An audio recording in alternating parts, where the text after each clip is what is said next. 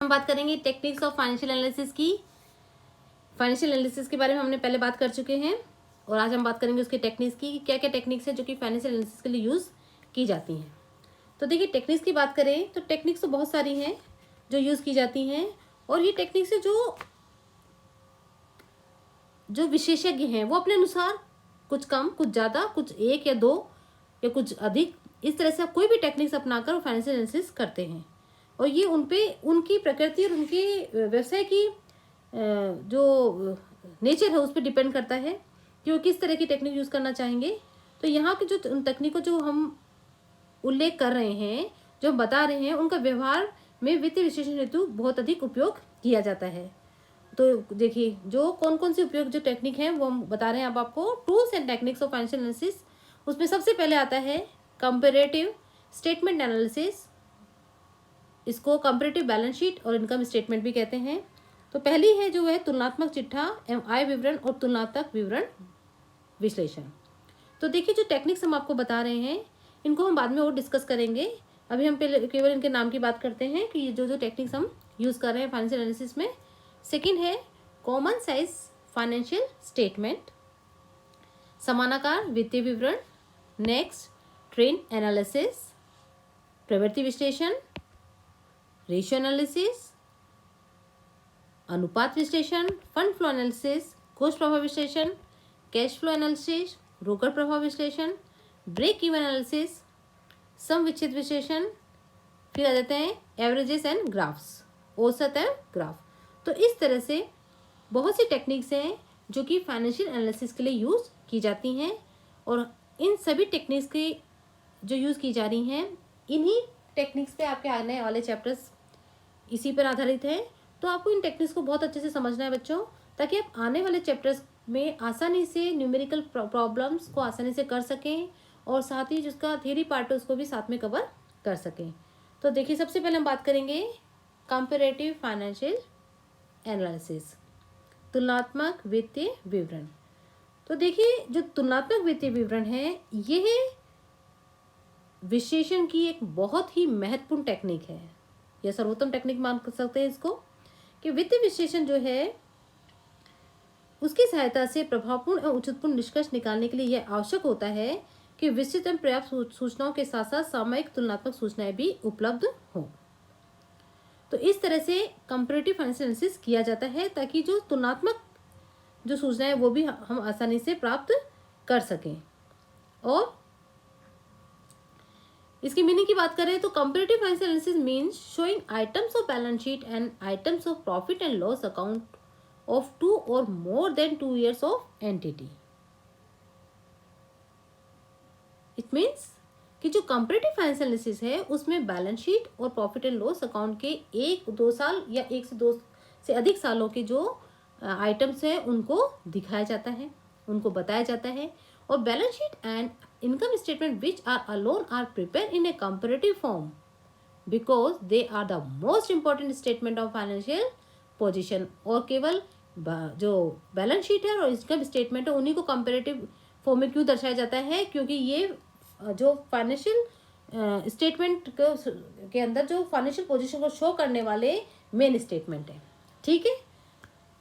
फिर comparative financial statement facilitate easy comparison by presenting relevant figure for 2 or more periods और each firm side by side. और comparative finance statement की सहायता से ही हम 1 और 2 साल की जो अवधि है उसमें जो फिगर्स हैं उनको आसानी से कंपेयर करके एक फर्म के लिए बहुत अच्छे से उसको कंपेयर कर सकते हैं कि वो फर्म में जो उसको इंक्रीज हो रहा है, उसके इंक्रीजिंग प्रवृत्ति पे है, डिक्रीजिंग प्रवृत्ति पे, ये इसको देखने के लिए कंपैरेटिव फाइनेंशियल स्टेटमेंट बनाए जाते हैं। हम ये कह सकते हैं कि जो तुलनात्मक वित्तीय विवरण ऐसे विवरण हैं जिनमें चिट्ठा और लाभान्य खाते के मदों को 2 या 2 से अधिक तिथियों पर दिखाए जाते हैं, ताकि उन तिथियों के मध्य हुए परिवर्तनों को आसानी से ज्ञात किया जा सके। ठीक है, चलिए। Now comparative statement mainly show the following information for analytic purpose.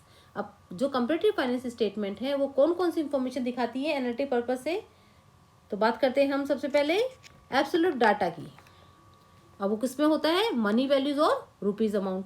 तो सबसे पहले निरपेक्ष अंक होते हैं, एब्सोल्यूट डाटा होते हैं, या तो मनी वैल्यूज में होंगे या रुपयों में होंगे। फिर ये फर्स्ट हो गया हमारा। सेकंड है इंक्रीज और decrease in various items of money values.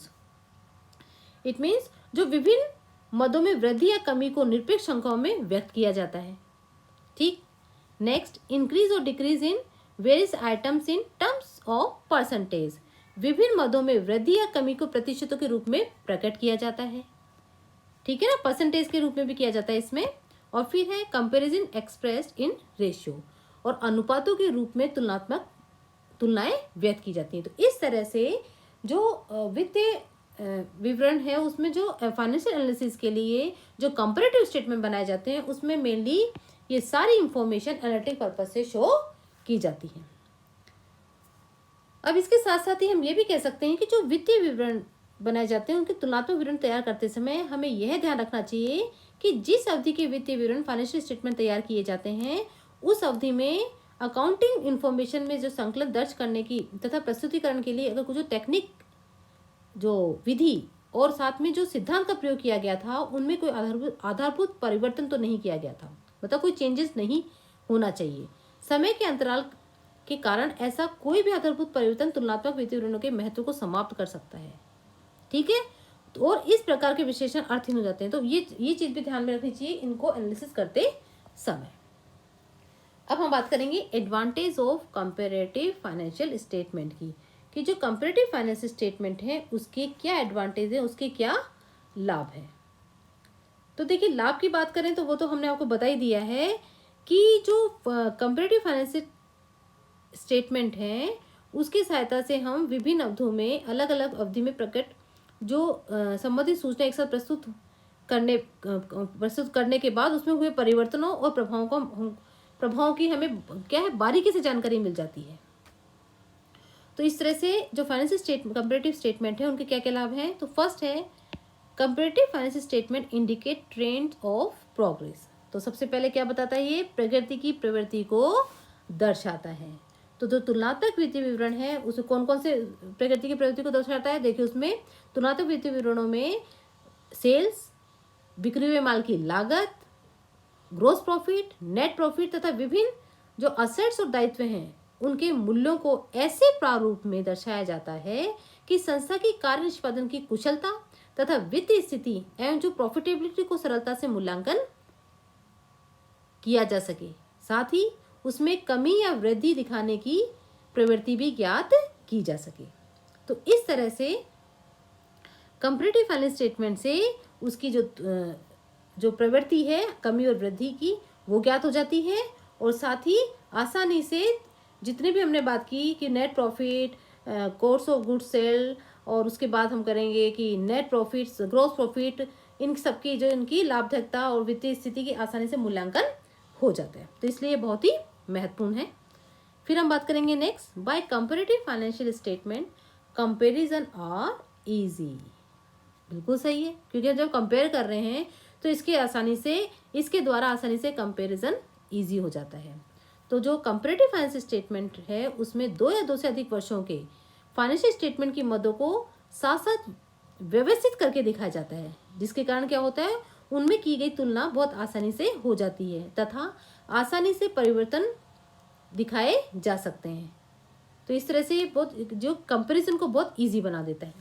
फिर है weaknesses can easily diagnose by comparative financial statement.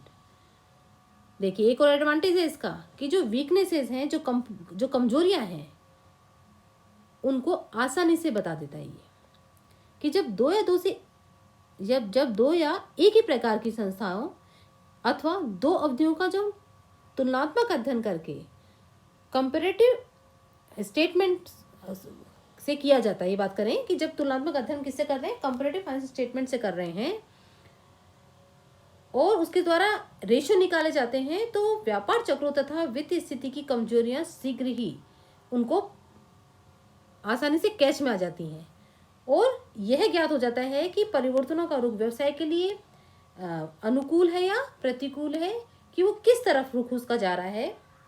इसके साथ ही जो चेंजेस हुई हैं उनकी दिशाओं के आधार पर जो फ्यूचर में फोरकास्ट आराम से, फ्यूचर के लिए पूर्वानुमान आराम से लगाए जा सकते हैं। तो इस तरह से इसके एडवांटेज हैं।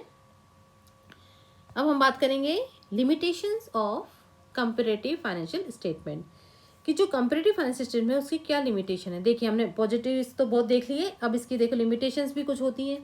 क्योंकि जो कंपैरेटिव फाइनेंशियल स्टेटमेंट की सहायता से संस्था की कार्यकुशलता, निष्पादनता और मूल्यांकन, फाइनेंशियल इसकी पोजीशन, और बात करें तो प्रॉफिटेबिलिटी का मूल्यांकन करते समय बहुत सी ऐसी लिमिटेशन जैसी सीमाएं हैं जिनको ध्यान में रखना चाहिए, क्योंकि बिना उनको ध्यान में रखे हुए आप कंपैरेटिव फाइनेंशियल स्टेटमेंट आसानी से नहीं कर सकते।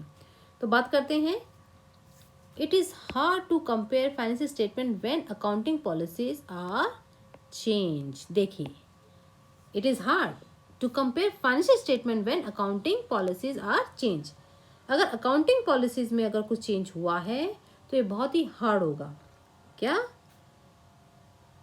लेखांकन रीति में परिवर्तन के कारण अगर परिवर्तन हुआ है तो कंपैरिजन बहुत हार्ड होगा।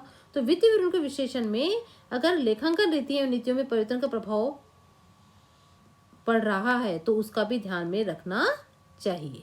ठीक है, उसको बहुत अच्छे से ध्यान रखना चाहिए, तभी कंपैरेटिव जो आप कर रहे हैं स्टेट फाइनेंशियल कंपैरिजन वो अच्छे से होगा। नेक्स्ट है, it is hard to compare financial statement when companies have different position. ठीक है, देखिए अगर कंपनियों की विभिन्न अवस्थाएं हैं तो भी ये बहुत हार्ड हो जाएगा। यह संभव है कि दो या एक ही प्रकार की व्यापार वाली कंपनियों के द्वारा अपनाई गई जो नीतियां हैं उनके जीवन काल तथा आकार में क्या हो, अंतर हो। इसी प्रकार में भी कह सकते हैं कि पृथक भिन्न भिन्न लेखांकन विधियों, सिद्धांतों, परंपरा और मान्यताएं जो अपनाई गई हो, या फिर हम बात करेंगे डेप्रिसिएशन के संबंध में अगर कुछ प्रावधान किए गए हैं तो ऐसे वो अलग अलग हो सकते हैं। तो ऐसी कंडीशन में जो फाइनेंशियल स्टेटमेंट की एक फर्म के साथ हम अगर दूसरी फर्म की तुलना करते हैं तो ये क्या हो गए, बिल्कुल बेकार हो जाते हैं, अर्थहीन हो जाते हैं, क्योंकि अनेक अवस्थाओं होने के कारण उनकी जो तुलना है वो सही नहीं होगी। ठीक है, now it is hard to compare financial statement when price level is change। देखिए अगर प्राइस लेवल में भी चेंज आ रहा है तो भी कंपैरिजन हार्ड हो जाएगा। तो मूल्य स्तर में परिवर्तन के कारण भी ये थोड़ा सा कठिन हो जाता है, तो उसका भी ध्यान में रखना पड़ता है। तो विशेषज्ञों को यह भी ध्यान में रखना चाहिए कि लेखांकन तथ्य जो फाइनेंशियल स्टेटमेंट में दिखाए गए हैं वे उसी समय लिपिबद्ध किए गए थे जबकि वे वास्तव में हुए थे, और उन पर जो मूल्य स्तर का में जो परिवर्तन हुआ है उसका प्रभाव पड़ रहा है, जो कि एक वास्तविक तथ्य है, वो देखना पड़ेगा उन्हें। अतः यदि प्राइस लेवल में बहुत अधिक परिवर्तन हो गया है तो उसे फाइनेंशियल जो हम डिसीजंस का निर्वचन परिवर्तनों में ध्यान रखते हुए करना चाहिए। तो प्राइस लेवल में अगर कोई चेंज हुआ है तो उसको ध्यान में रख के ही कंपैरिजन करना चाहिए, नहीं तो क्या होगा, वो अर्थहीन हो जाएगा। Now in comparative financial statement does not show proportional changes. और फिर हम कह सकते हैं कि जो तुलनात्मक वित्तीय विवरण है उनमें आनुपातिक परिवर्तन नहीं दर्शाए जाते, इस कारण विश्लेषण में पूर्णता नहीं आती। तो इन सब बातों को ध्यान में रखकर ही कंपैरेटिव फाइनेंशियल स्टेटमेंट तैयार किए जाने चाहिए, ताकि उनके हमें शुद्ध तरीके से उनकी जानकारी मिल सके, एक अच्छा कंपैरिजन मिल सके। तो ये सब बातें हम सबको ध्यान में रखनी चाहिए कंपैरेटिव फाइनेंशियल स्टेटमेंट को बनाते समय। ठीक है, चलिए आपका एक छोटा सा एक पार्ट हो गया इस चैप्टर का, और इसके बाद हम इसके कुछ forms of comparative balance sheet की बात करेंगे, इसके न्यूमेरिकल क्वेश्चंस की बात करेंगे। तब तक के लिए बच्चों गुड बाय।